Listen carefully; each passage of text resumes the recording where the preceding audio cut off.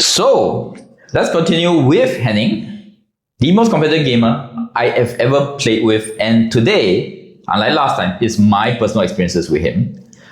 Well, who I talked about before in the last video, he was leaving Singapore.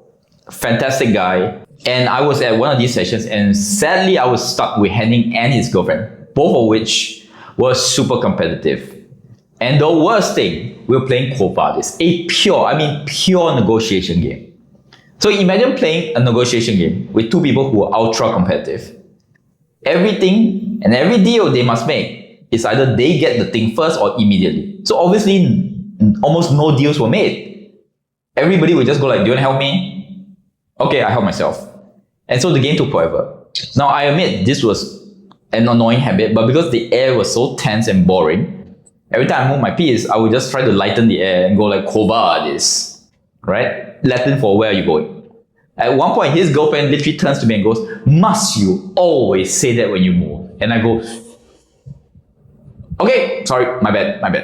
Anyway, the rest of the game was played in silence and very little chatter, just plain boring. The second story is one time I finished a session at Dee's place, and then I look at the time and I go, oof, it's about 10 and the last bus is about 11:20, 11:30. So I was like, I don't have much time. You know what? I'll see you next time. Dee turns to me and was like, hey man, don't worry, I got this short game. He takes out Helios, smaller box. And last time, if you did have a smaller box, usually it's faster. So I go like, you know what? Sure, because he's leaving Singapore, right? Why not?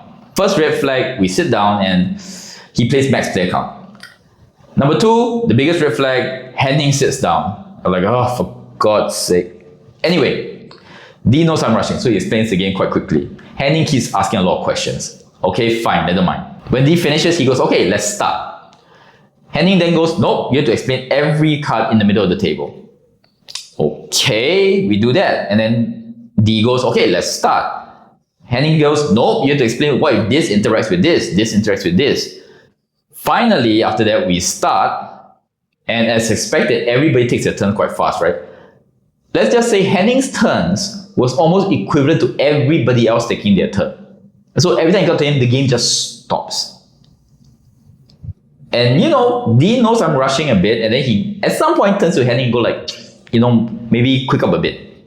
Henning then basically goes, I'm entitled to this time. I'm allowed to think, what if I make a mistake? So I'm just like, okay, whatever.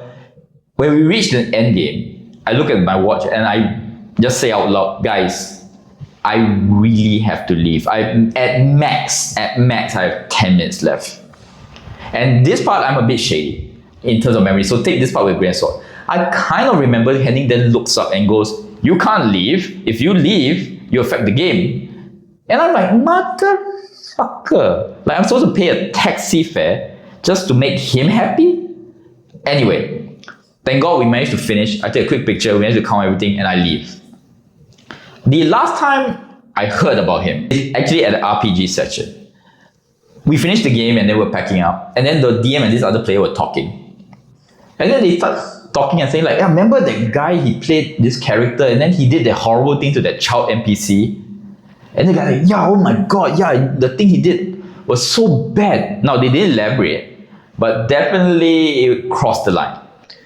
And so the DM said, I remember telling him like, hey, don't do this, it's making everybody uncomfortable. Then the guy said, oh, but this is what my character would do. Anyway, they then describe this person and they say, yeah, I remember he was from Germany and then he had this long ponytail. And I was like, God damn, it got to be him.